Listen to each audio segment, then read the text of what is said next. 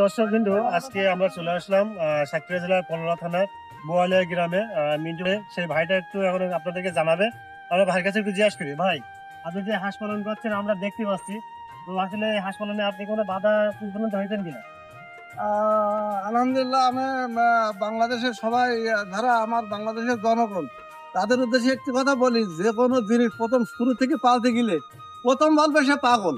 যে কোনো জিনিস এই বাংলাদেশে আপনি শুরু করতে গেলেই কোনো উদ্যোক্তা যদি শুরু করে তার বলবে আগে পাগল, তারই পরে কবে অন্যরকম কথা। আমার তো বহুত কিছু বলিছে কাওয়াটা রাতায় সাথে গিলা।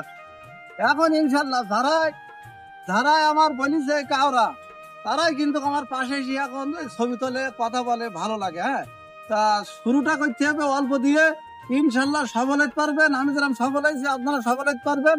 আর যারা বেকার যুবক আছে ওই ভাইদের উদ্দেশ্যে একটি কথা বলি, ভাই আসেন, শুধু হাঁস পালন না, গাভী পালন আছে, কবুতর পালন আছে, কৃষি কাজ আছে।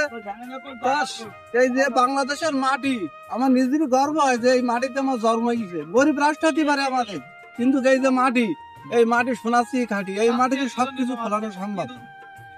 আপনাদের একটি কথা বলবো, এই ভাইকে যে পেজ আপনারা সবাই ফলো দেবেন, এরকম আমার কাছে ভিডিও পাবেন সঠিক ভাবে কিভাবে হাঁস পরিচর্যা করতে হয়। ইনশাল্লাহ আমরা এটা জানাই দেবো আপনাকে যে কিভাবে হাঁস শুরু থেকে পালন করতে হয়। আর হাঁস পালতে গেলে সঠিক প্রথম হলো আপনার বাচ্চা সংগ্রহ করতে হবে, এক মানে এক গ্রেডের বাচ্চা, তাহলে আপনি সফল হতে পারবেন।